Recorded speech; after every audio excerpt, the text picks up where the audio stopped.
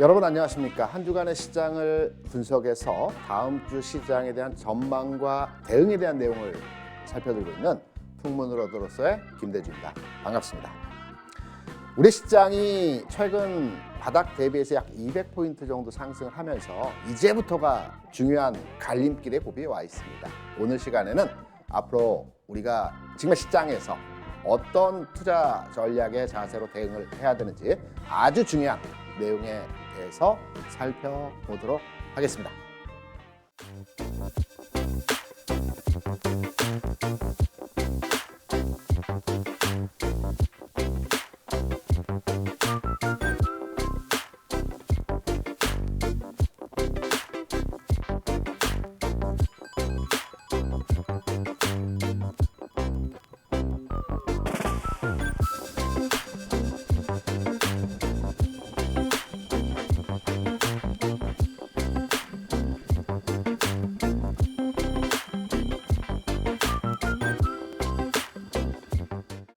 여러분, 한 달 전 시장의 분위기가 어떠했을까요?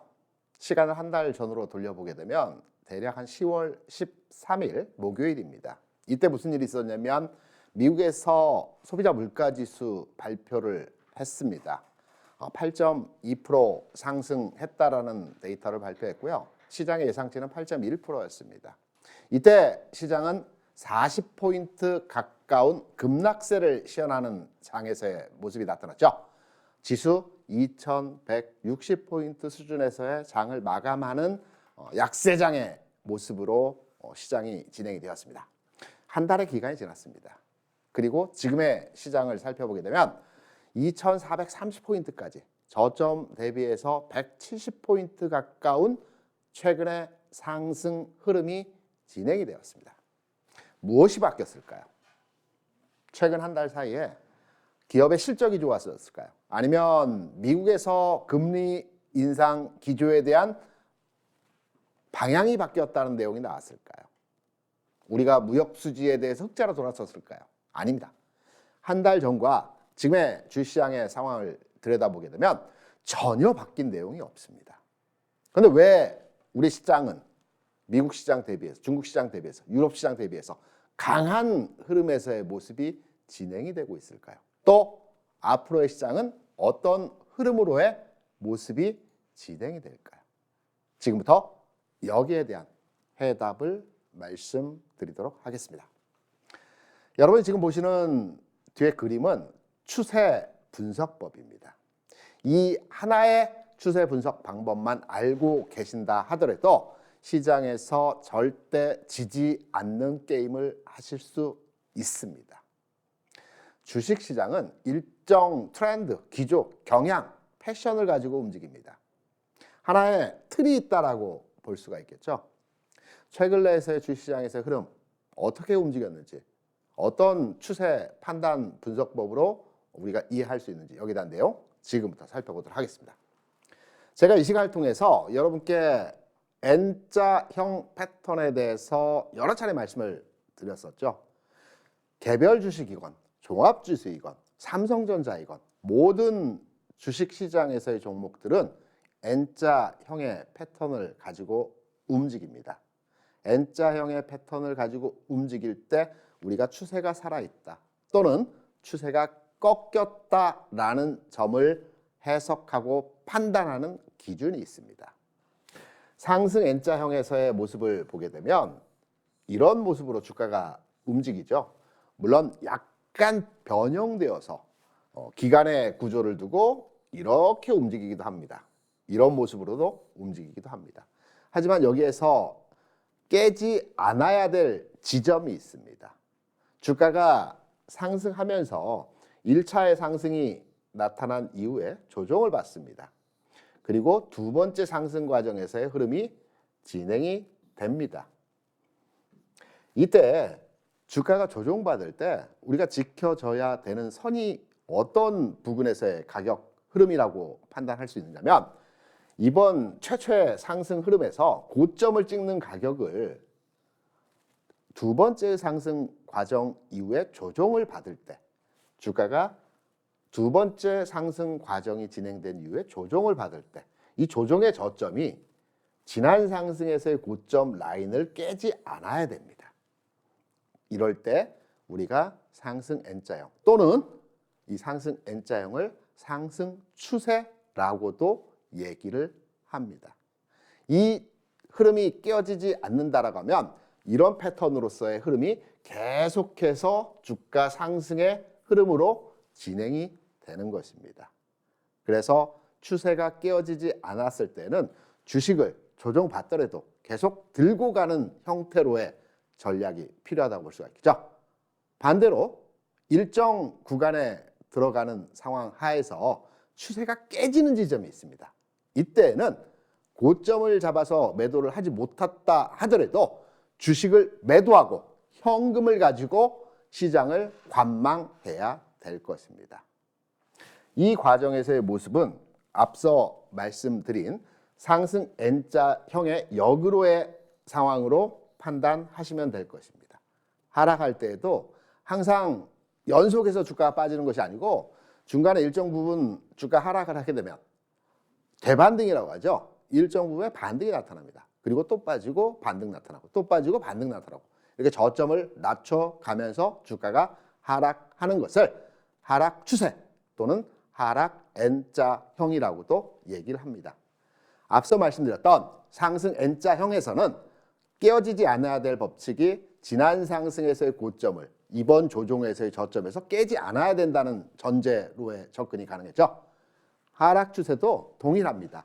하락 추세가 유지되고 있는 관점에서 해석을 해본다면 주가가 일정 부분 하락을 하고 일정 부분의 반등을 줍니다. 항상 주가가 연속해서 하락하는 것이 아니고 일시적인 반등을 줍니다.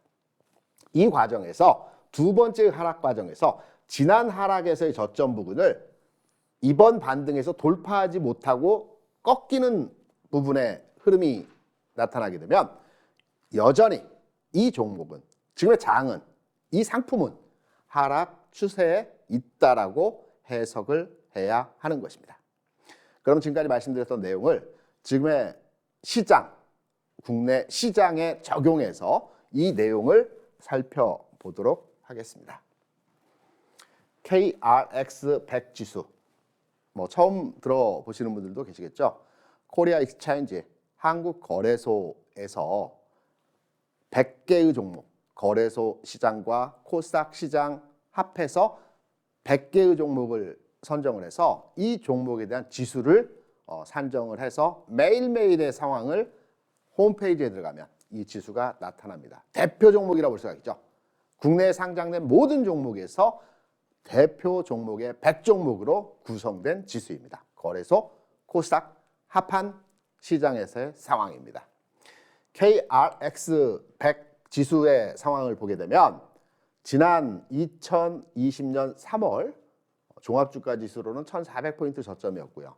KRX 지수 저점을 찍고 나서 종합지수와 동일한 흐름으로 주식 상승의 흐름이 진행이 되었습니다. 이때 흐름을 보시게 되면 상승 N자 패턴이 유효한 상태로의 진행이 됩니다. 지난 상승의 고점을 이번 조정에서 깨지 않는 상황 하에서의 흐름이 진행이 되었죠. 그리고 나서 7월, 8월, 9월까지 해서 지난 상승의 고점을 깨지 않는 상태에서의 기간의 과정의 조정이 나타났습니다. 그러면 이 단계까지의 시장 흐름을 상승 추세가 살아있다라고 우리는 해석할 수 있겠죠. 중간 과정에서 기간의 과정을 거치고 있다라고 해석을 하는 것입니다. 그리고 나서 11월 즈음에서 반도체 관련 종목 중심으로 한 상승 흐름이 진행이 됐습니다. 두 번째 상승 흐름이었습니다. 이때도 마찬가지로 저점을 깨지 않는 이번 조정에서 흐름이 진행되었죠. 여기에서 지난 2021년 1월 11일 3116포인트의 고점을 찍고 나서 지수가 더 이상 뻗어나가지 못하는 가운데에서 등락의 과정이 나타났습니다. 3월, 4월, 5월, 6월까지 시장은 등락의 상황에서 뻗어나가지 못하고 제자리 걸음에서의 횡보장세 성격에서의 모습이 진행이 되었습니다. 이때까지 주식 보유가 맞습니다. 전략적인 투자 방법에 있어서 주식을 가져가는 것이 맞습니다. 이러한 과정에서 추세가 붕괴되는 시점에서의 흐름이 어디서 나타났을까요? 여기입니다.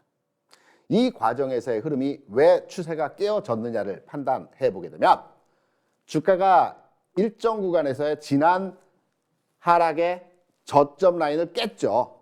깬 이후에 반등이 나왔습니다. 좀 자세히 설명을 드리게 되면 지난 하락에서의 저점 라인을 깼습니다. 그리고 나서 추세가 다시 살려놓는 과정에서의 모습이 나타나기 위해서는 여기서 한 단계 더 주가가 레벨업 된 이후에 다시 상승 N자형을 만들어 가야 되는 것입니다. 하지만 이때의 시장을 보게 되면 하락 이후에 재반등이 나오긴 했지만 지난 하락의 저점 부근에서 다시 되밀리는 모습이 나타났죠. 이 자리가 전략적인 추세 전환, 하락으로의 추세 전환이 나타나는 매도 자리입니다. 이때 지난 7월이죠. 2021년 7월 우리가 주식을 2020년 3월, 4월, 5월, 6월 이 당시 주식을 샀다라고 한다면 우리가 주식을 매도하는 자리는 이 자리에서 전략적으로 추세 붕괴에 의한 매도로의 대응을 해야 될 만한 자리입니다. 그리고 나서 이후의 시장은 앞서 말씀드린 하락 N자형의 패턴, 지난 상승에서의 저점 부근, 이 저점이죠. 이 저점을 돌파하는 흐름이 나와야지만이 추세가 바뀌는 지점에서의 모습입니다. 하지만 하락 추세의 과정에서 이 과정이 전혀 나타나지 않으면서 최근까지의 주가 하락 과정에서의 모습이 진행되었죠. 이러한 국면에서 최근에 지난 10월 그리고 11월 구간에서 의미 있는 지수 상황에서의 모습이 나타났습니다. 어떠한 의미에서의 지수 상황일까요? 앞서 말씀드린 대로 지난 하락에서의 저점 라인을 최근의 지수 상황 하에서 돌파하는 흐름이 진행이 되었습니다.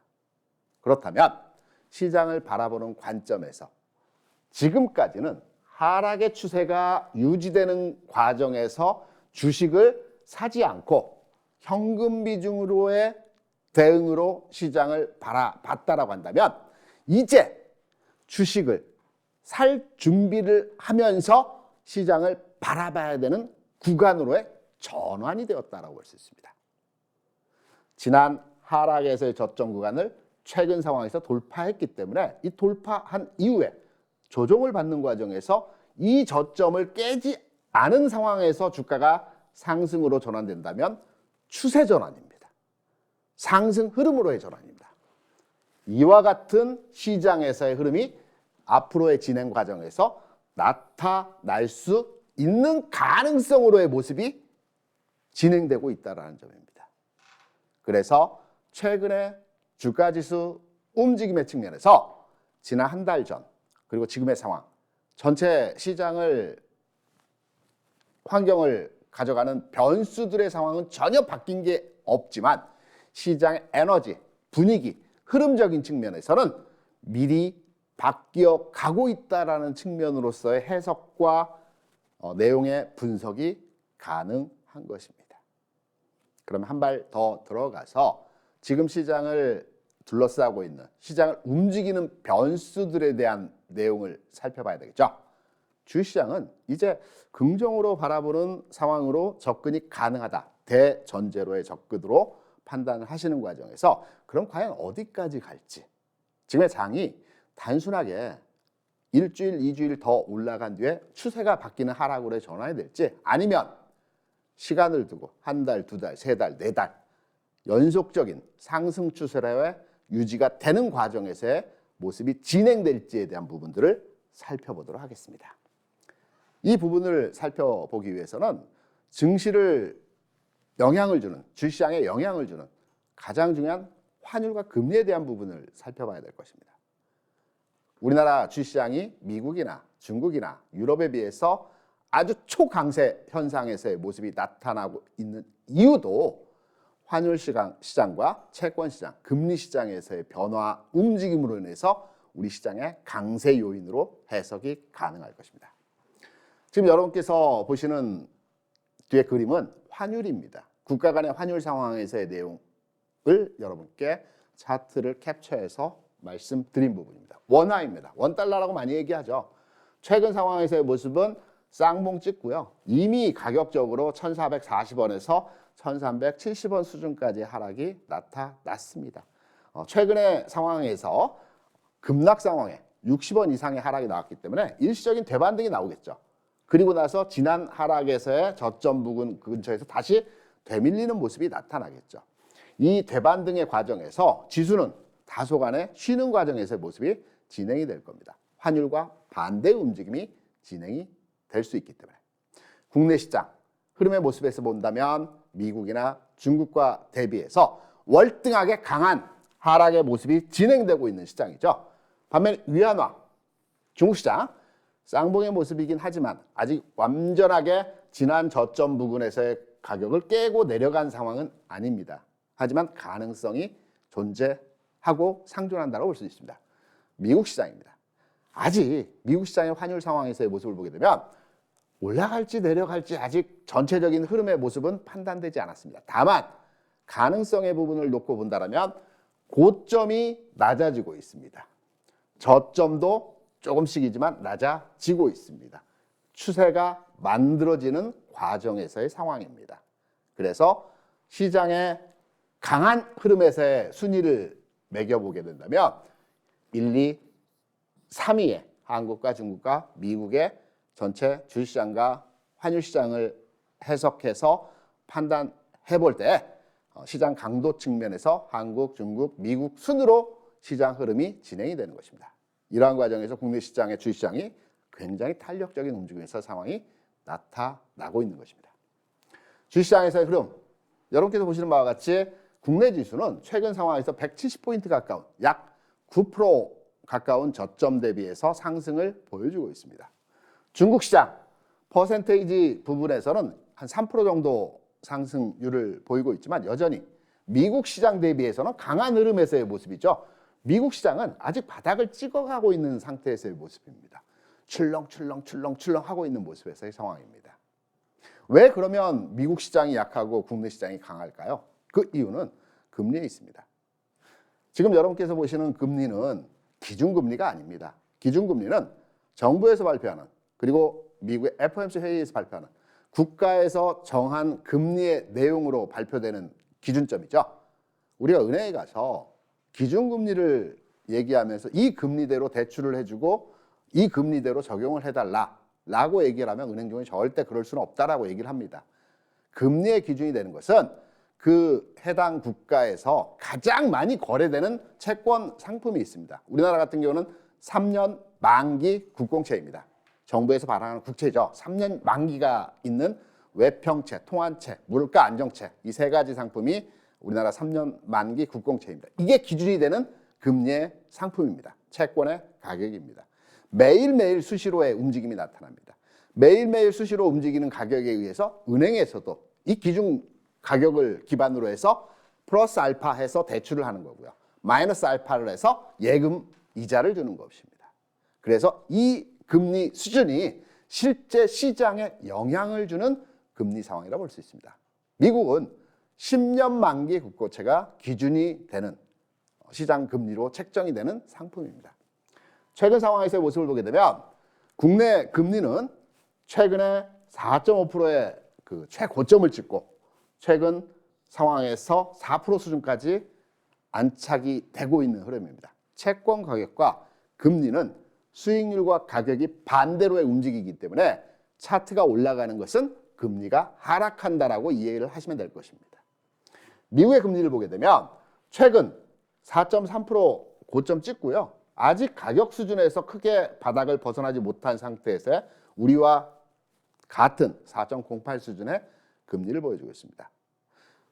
이러한 과정에서 주식시장의 탄력도가 달리 형성이 되는 겁니다. 제가 이 시간을 통해서 여러 번 말씀을 드렸지만 채권시장, 금리시장은 방향성을 잡아주는 상품입니다. 금리가 어떻게 되느냐에 따라서 시장의 큰 방향성이 잡혀가는 것입니다. 조금은 느립니다. 환율은 변곡점을 잡아냅니다. 바닥에서 턴오버하는 고점에서 꺾이는 이 기준점을 잡아내는 것은 환율입니다. 그래서 환율과 금리의 동향을 판단해서 우리가 주식을 투자해야지만이 먼저 진입하고 먼저 빠져나올 수 있는 시장 대응이 가능할 것입니다. 조금 난해하고 복잡하실 수 있습니다. 하지만 저희 노란톡방에서는 이 부분에 대한 내용들을 지속적으로 여러분께 교육해드리고 설명해드리고 있습니다. 이 부분에 대한 내용들을 이해하시고 알아야지만이 내가 주식을 투자하고 미래의 성과를 내기 위해서는 한 번, 두 번, 세 번의 운이 따라서 수익이 날 수 있겠지만 기본적으로 시장에 대한 구조와 원리를 이해하고 투자해야지만이 5년, 10년, 20년 주식 투자하시면서 성공하는 투자하실 수 있는 것입니다. 그러면 노란톡방, 저희 노란톡방에 어떻게 입장하실 수 있는지 이 방법에 대한 설명을 잠깐 듣고 와서 종목들과 또 제가 이전에 말씀드렸던 히든 종목의 지금 보유 관점인지 매도인지 추가 매수인지 관련한 내용들에 대해서 살펴보도록 하겠습니다.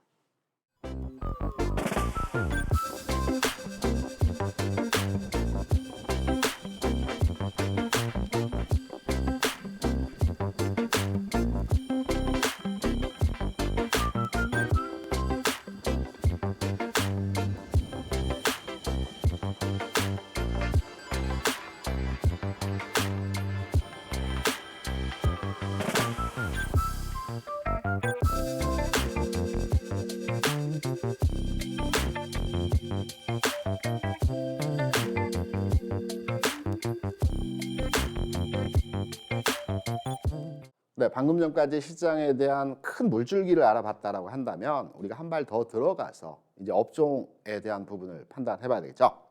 좀 전에 KRX 100 지수에 대한 내용을 가지고 시장 전체 큰 줄기에 대한 설명을 드렸습니다. 그러면 섹터, 업종 내용으로 들어가서 KRX에서 업종 간의 흐름을 지수화해서 보여주는 내용이 있습니다. 그 첫 번째로 반도체 업종에 대한 상황을 판단해 보겠습니다. 우리가 반도체 주식을 산다라고 할 때 우리나라의 대표 업종이죠. 상장된 종목 수만 하더라도 120개에서 130개 종목이 되는 거고요.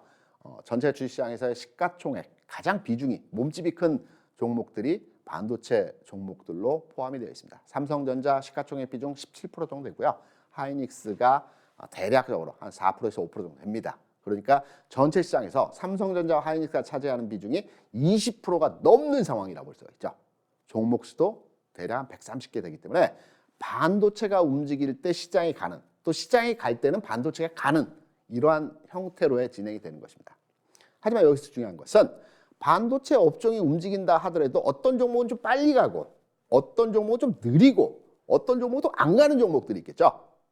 그래서 KRX 반도체 섹터를 분석함에 있어서 종목 간의 흐름을 판단해서 어떤 종목이 빠르고 어떤 종목이 느린지 업종 분석, 오늘은 반도체에 대해 살펴보도록 하겠습니다.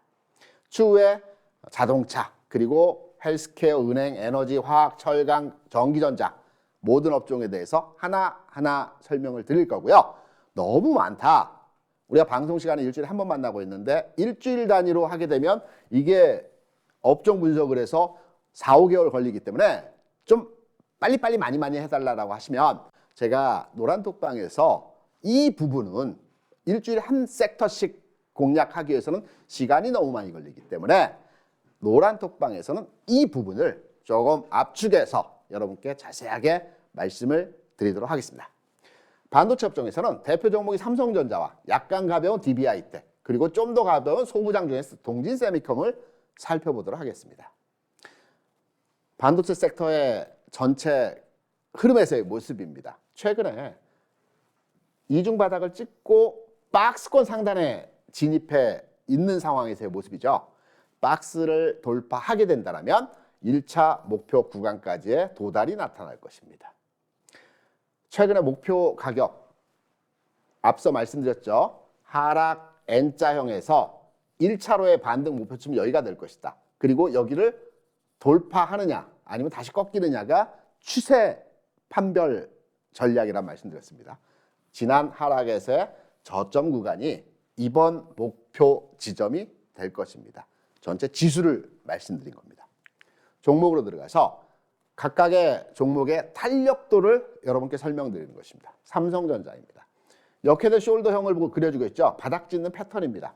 조금 빠릅니다. 앞서 보여드렸던 반도체 섹터에 대한 업종 지수 대비해서 좀 빠르죠. 좀 전에 보셨던 업종 지수는 바닥 짓고 반등하고 옆으로 기어서 한번 제끼고 요 구간에 와 있는 상태입니다. 아직 박스를 돌파하지 상황은 아니라고 볼 수 있습니다. 삼성전자는 최근에 탄력도가 빠르게 진행되는 가운데에서 업종 대비해서 좀 더 강한 흐름이 나타나고 있습니다.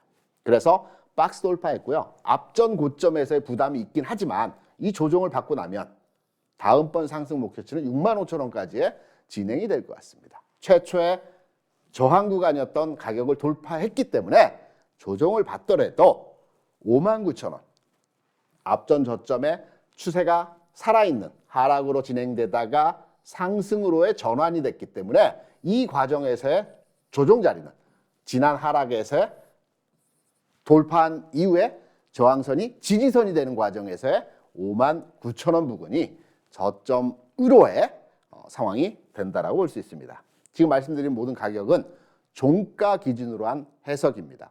우리가 차트를 분석, 기술적 분석을 접근할 때 장중에 아래 꼬리를 달거나 장중 위 꼬리를 다는 부분은 다 제외하고요. 몸통으로만 계산해서 판단하셔야 되는 겁니다. 두 번째 DB 하이텍 종목을 보게 되면 바닥 탈출 시도를 했습니다. 그리고 7월부터의 이 가격의 고점 부근이 조금 부담스러운 가격입니다. 섹터 대비해서는 강하지만 삼성전자에 비해서는 다소 약한 흐름에서의 모습입니다. 동진세미컴 보도록 하겠습니다. 동진세미컴의 주가 모습은 변동성이 좀 큰 종목이죠. 올라갈 때 7, 8%까지 올라가는 형태에서 상승이 나오고요. 조정받을 때도 마찬가지입니다. 하이 리스크, 하이 리턴형의 가벼운 소형주 섹터에 있는 종목이라고 볼 수가 있겠죠. 반도체 업종 내에서는. 최근의 모습을 보게 되면 동진세미컴 대비해서는 강합니다. 최근의 모습 바닥 찍고요. 등락률이 크기 때문에 나는 주식 투자하면서 안정보다는 변동성을 목표로 한 수익률 게임을 가능한 투자로서의 접근이 가능하다. 그러면 반도체 업종을 선정할 때 삼성전자보다는 조금 움직임이 좀 크지만 이 등락폭이 큰 이 소부장이나 좀 더 가벼운 종목으로 초이스를 해야 되겠죠. 지금의 모습을 살펴보게 되면 매물을 소화하는 과정에서의 지난 하락에서의 패턴의 저점을 이번 구간에서 소화하고 있는 과정입니다.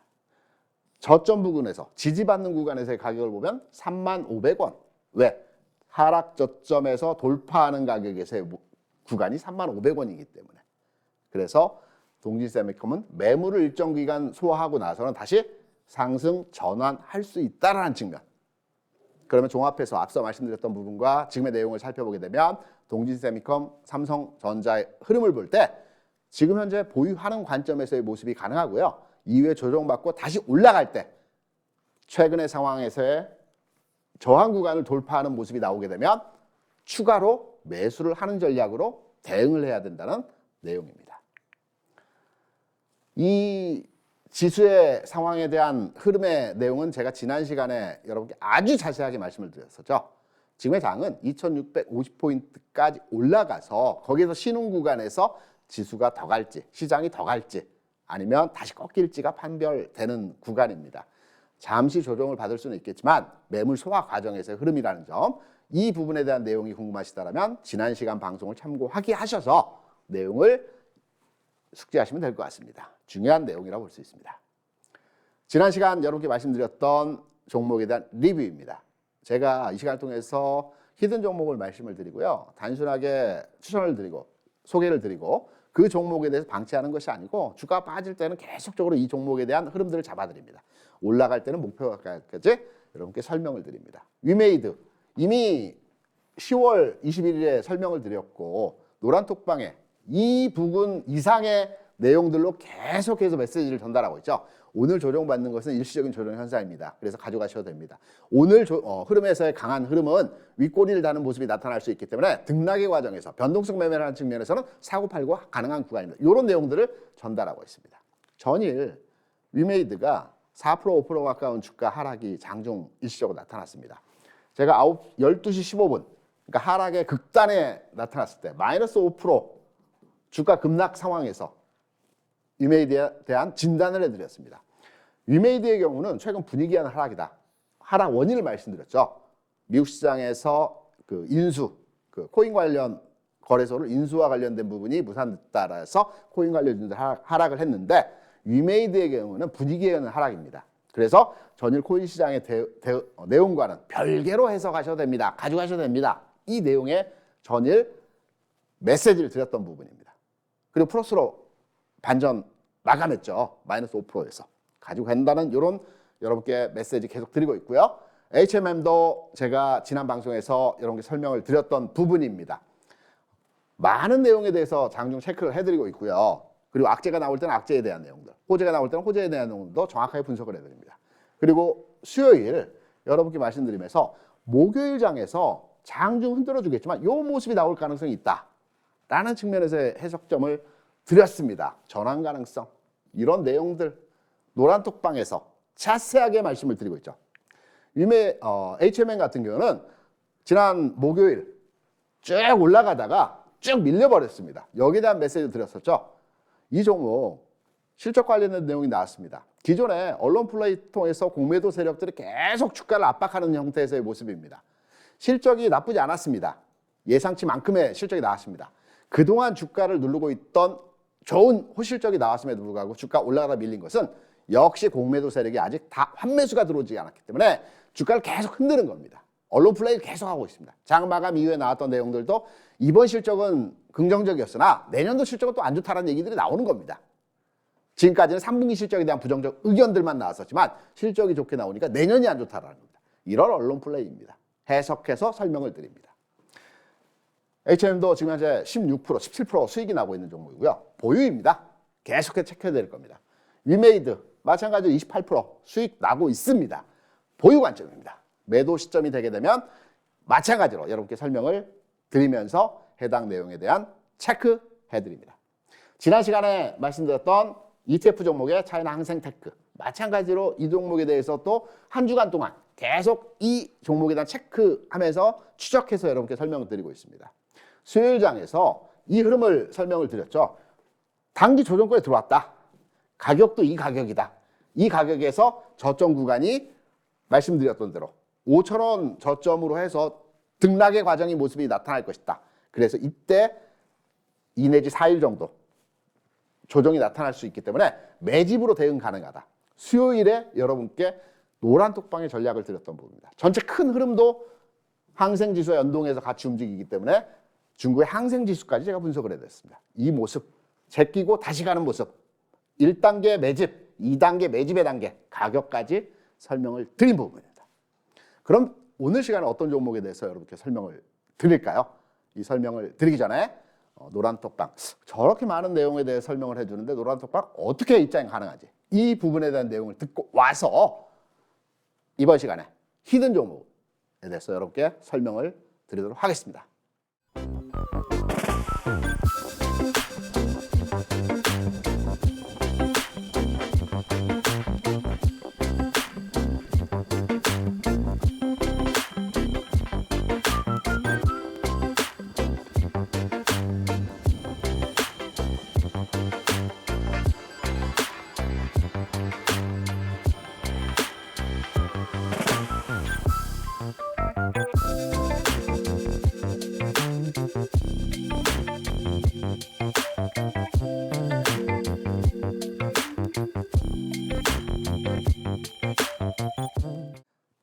오늘 히든 종목은 삼성 엔지니어링입니다. 제가 개인적으로 좋아하는 종목이기도 하고요. 실적 대비해서 저평가되어 있다라고 판단되는 종목에 대해서 매수를 해서 좀 가지고 가는 측면에서의 접근이 가능한 종목이라고 볼 수 있습니다.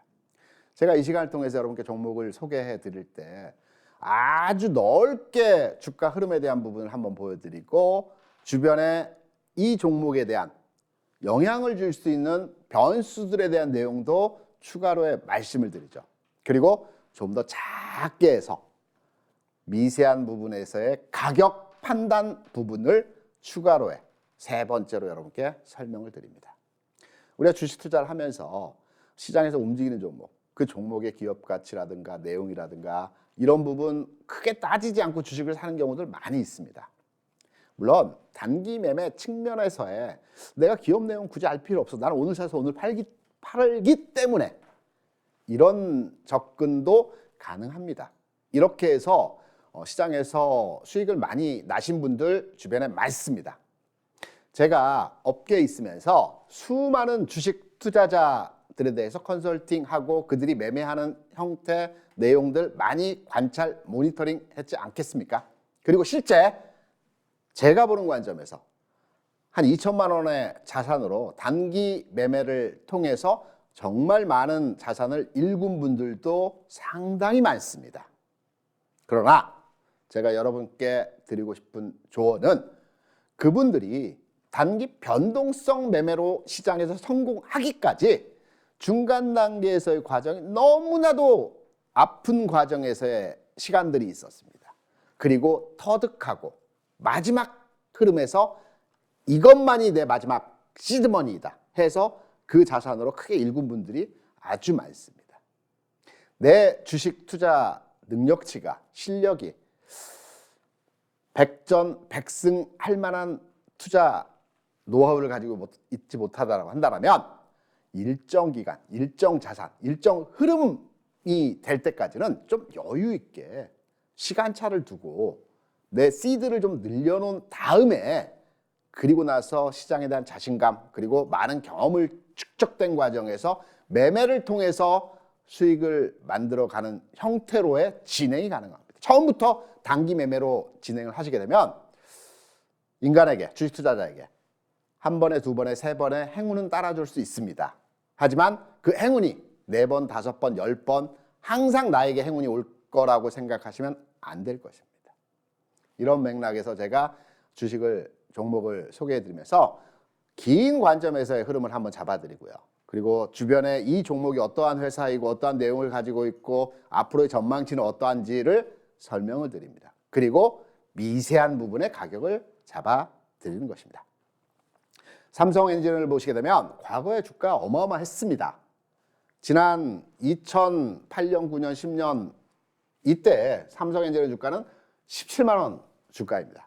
지금 2만 원대이죠. 그럼 왜 그때는 주가가 이렇게 많이 올랐고 지금은 왜 2만 원 수준까지의 주가가 떨어져 있느냐. 몇 가지의 부분을 설명해 드리도록 하겠습니다. 삼성엔진의 주가가 급등하는 형태로의 진행이 나왔던 적이 2006년과 2010년이었습니다. 첫 번째 2006년의 흐름에서는 이때 세계 경기가 굉장히 좋았습니다. 중국이 세계의 공장 역할을 하면서 우리나라뿐만 아니고 전 세계 시장이 폭발적으로 성장할 때였습니다. 그래서 중국 그리고 전 세계에서 플랜트 관련한 시설을 마구마구 지었습니다. 그래서 중국 시장에 진출해서 이를 바탕으로 해서 돈을 많이 벌었고요. 기업이 주가가 올라가는 것은 돈을 많이 벌어야 올라가겠죠. 그래서 중국 대상으로 한 사업이 잘 될 때였습니다. 그리고 중간에 금융위기가 한 번 있었죠. 세계 경기가 위축되는 과정에서 흐름이 진행되면서 이 해당 기업의 주가도 하락으로의 전환이 일시적으로 나타났습니다. 그리고 2009년부터 주가가 다시 급등의 추세로 진행이 되었습니다. 이 두 번째 상승에서의 과정은 유가 상승이죠. 물론 유가 상승이 이때 146불 고점을 찍고요. 한번 내려간 뒤에 정체 흐름을 보이다가 100불 상황에서 흔들림의 과정이 4년 정도 진행이 됐습니다. 유가가 우리가 채굴하는 그 BP라고 하죠. 원가 채굴 비용이 대략 25불에서 30불 수준이라고 합니다. 물론 중동은 좀 비교적 싸고요. 남미 쪽은 좀 비쌉니다. 채굴 비용에 있어서. 그래서 유가가 대략적인 안정 추세에서 산유국들이 돈을 벌 수 있는 가격대가 65불 이상이 되면 산유국들이 채굴 비용 그리고 거기에 관련된 비용들을 다 제하고 돈이 남는다랍니다.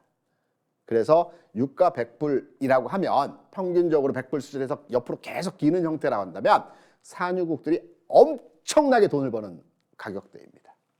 그래서 돈을 많이 번 오일 머니를 기반으로 해서 중동 국가들이 이때 엄청난 플랜트 시설들을 사우디, 아랍에미리트 이 국가들이 진행을 했습니다. 플랜트 산업 시설 중에서 그 담수화 시설이라고 하죠. 그쪽은 물이 별로 없기 때문에 사막에 농장을 엄청나게 크게 운용을 하는데요. 해수를 담수화시키는 겁니다. 소금기를 빼서 농작물에 줄 수 있는 그러한 물로 바꾸는 시설입니다. 굉장히 큰 플랜트 시설이고요. 이게 하나의 도시에 공급을 해야 되기 때문에 엄청난 양을 조절할 수 있는 큰 시설입니다. 이때 중동 국가들이 해수 담수화 시설을 엄청나게 짓던 시절에서 삼성 엔지니어링이 중동 국가에 대한 진출을 해서 돈을 엄청나게 벌었던 시절입니다. 그래서 주가가 14만 원 이상의 흐름의 모습이 진행되었습니다. 그럼 왜 빠졌을까요? 이 이후에 유가가 물론 하락하기도 했었지만 유가 하락률 대비해서 주가는 그 이상의 하락이 나타났죠. 삼성엔지니어링이 돈을 많이 벌다 보니까 투자를 하고 개발을 하는 데 있어서 화공 분야가 있고요. 플랜트 사업은 화공 분야가 있고 비화공 분야가 있습니다. 화공 분야는 어떤 부분이냐면 원유와 관련된 시추하는 시설 또는 담수화 시설, 약품으로 담수화해야 되겠죠. 그래서 이런 화공, 화학과 관련된 화학 처리가 가능한 이러한 시설들에 대해서 지금까지 이 투자로에 돈을 벌었기 때문에 비화공 분야에 투자를 해서 새롭게 한번 신사업에 진출해 보자. 그래서 이때 엄청나게 비화공 분야에 투자를 했습니다. 그럼 비화공 분야가 어떤 것일까요? 반도체 시설입니다. 전기전자 쪽의 시설들입니다. 이때는 반도체 시장이 살아나고는 있었지만 일시적인 반도체 시장의 위축 과정에서의 상황이 나타났던 때였습니다. 엄청난 투자를 했습니다. 앞으로의 신성장 동력이라고 판단을 해서 2010년쯤부터 삼성엔지니어링은 비화공 분야에 투자를 했습니다. 적자가 계속 날 수밖에 없는 거죠. 그래서 이 투자된 규모에 비해서 수익이 없다 보니까 2010년을 전후로 해서 삼성엔지니어링이 10년 만에 적자로 전환했습니다. 적자 전환했습니다. 돈을 꾸준하게 벌던 회사가 10년 만에 적자로 전환됐습니다. 적자로 전환되다 보니까 은행으로 차입한 돈도 많을 거고요. 회사의 그 대외 신도도 낮아졌기 때문에 신규 대출을 받더라도 기존의 금리로 받을 수가 없기 때문에 자금 압박에 시달렸죠. 그리고 16년 유상증자를 시작했습니다. 1조 2천억 규모로 아주 큰 물량을 유상증자로의 시장에 운용을 했습니다. 그리고 나서 주가가 계속 움직임 자체가 절제된 상황에서 흐름이 진행이 됐습니다. 기간이 10년 가까이 진행이 됐습니다. 그러면 우리가 여기서 한 발 더 들어가서 기업 가치에 대한, 그럼 지금 어떻게 되는지 궁금하시죠? 비화공 분야에 2010년부터 전략적인 투자를 했다면 최근에 반도체, 전기전자 부분에 있어서 생산시설이 증대되고 있기 때문에 지금은 어떠할지가 궁금하시겠죠? 이때 투자된 자원들이 지금 빛을 보기 시작을 했습니다. 10년여 년 투자를 해서 지금 반도체, 2차전지나 전기전자 쪽의 산업시설들이 많이 생기고 있습니다. 그래서 2020년도에서부터 돈을 벌기 시작하고 있습니다. 지난 주가가 17만 원 갔을 때 삼성엔지니어링의 매출 규모는 9조 원이었습니다. 영업이익은 7천억 정도였습니다. 지금의 삼성엔지니어링의 기업 가치와 매출 규모를 판단해 보게 되면 가장 핫했던 시절에 매출 9조 원을 올해 달성할 것 같습니다. 영업이익 기준으로도 6천억 수준을 달성할 것 같습니다. 예상치 부분에서의 상황입니다. 그리고 지난 3분기 실적이 나왔죠. 우려 많이 했습니다. 왜냐하면 최근에 경기 위축 상황 하에서 전체 기업들의 매출과 이익 규모가 줄어드는 상황이었기 때문에 삼성엔지니어링도 기업 가치 측면에서의 매출이 떨어지지 않을까라고 우려를 했었지만 15% 정도 성장했다는 내용이 나왔었죠, 지난주에. 그래서 여전히 장사는 잘 되고 있다, 이런 맥락에서 판단할 수 있을 것이고요. 기업 가치 측면에서는 이미 17만 원 수준까지 거의 도달을 한 상황입니다. 물론 주가는 미래 가치에 대한 현재 가격이죠. 그러니까 이때는 앞으로 시장 경제가 굉장히 좋아질 것이라는 장밋빛 희망에 의해서 주가가 계속 올라갔던 것이고, 지금은 시장의 경제가 아직 어떻게 될지 잘 모르겠다라는 측면에서 판단을 하고 있기 때문에 대부분의 투자자들이 이 부분에 대해서 우려 섞인 상황이기 때문에 주가가 정체되어진 흐름에서의 상황입니다. 넓게 봤고요. 그러면 이번에는 분위기를 좀 축소해서 환경에 대한 부분들을 살펴드리도록 하겠습니다. 삼성엔지는 앞서 말씀드린 대로 최근에서의 주가 상황과 이전 단계에서의 주가 상황에서 이 기업에 대한 환경을 운용하는 유가에 대한 흐름입니다. 우측에 보시는 차트가 유가 흐름에서의 긴 롱텀한 흐름에서의 가격 변화입니다. 제가 좀 전에 말씀드릴 때 65불 정도 이상이면 산유국들이 돈을 버는 유가 수준에서의 가격이라는 말씀을 드렸었죠. 앞서 삼성엔진의 가장 주가가 좋았던 이때 대략 2010년부터 2012년, 13년, 14년 전으로까지의 유가 상황입니다. 이 가격은 100불 평균 가격으로 해서 무려 4년여 동안 왔다 갔다 했습니다. 그래서 65불 이상의 가격을 4년 동안 유지했기 때문에 산유국들이 엄청나게 돈을 벌었죠.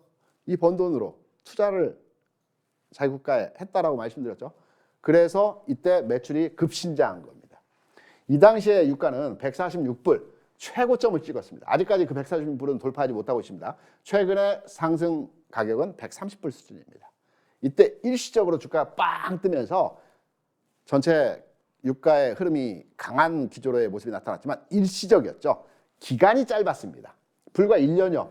평균 가격을 따져보더라도 한 100불 정도 되는 가격의 수준이 1년 정도 유지가 됐습니다. 그래서 삼성전자 주가도 오랜 기간, 장기간의 흐름이 나타나지 않았던 것입니다.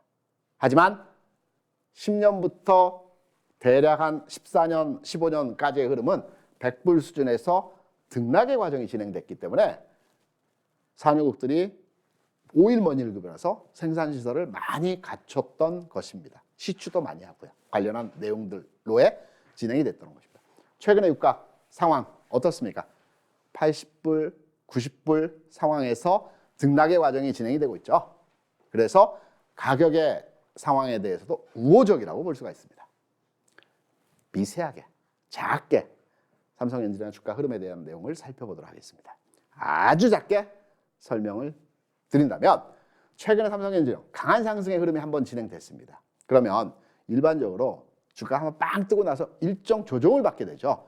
이 조정 받을 때 양봉의 중심선을 깨지 않는다는 전제 아래서, 그리고 최근 고점 상황이기 때문에 이 가격 24,800원 가격을 유지하는 상황에서의 모습이라고 한다면 자연스러운 조정 과정의 상승을 위한 중간 단계에서의 과정이다.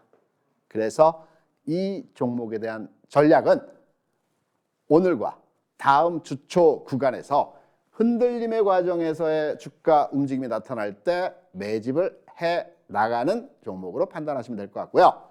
그리고 이 종목을 샀는데 주가가 너무 많이 빠지는 것 같아. 이 중심선 24,800원을 종가상으로 하향 이탈하게 되면 추세가 아직은 상승으로 완전하게 전환되지 않았구나. 그래서 일단 팔아놓고 다시 이 종목에 대한 판단을 해야 되겠구나 라고 접근을 하시면 될 것 같습니다. 이외에도 장중의 가격 변화, 흐름 변화, 전체 분위기의 변화들이 수시로 나타나죠. 앞서 위메이드 HMM 같은 종목에 대해서 제가 장중에 민감하게 종목에 대한 추적을 해드리면서 설명을 드리고 있습니다. 마찬가지입니다. 노란 톡방에 들어오셔서 함께 성공 투자하시는, 고민하시는 시간 되시기 바랍니다. 그럼 오늘 방송 내용 여기까지 마치고요. 다음 주 시간에 여러분 다시 찾아뵙도록 하겠습니다. 고맙습니다.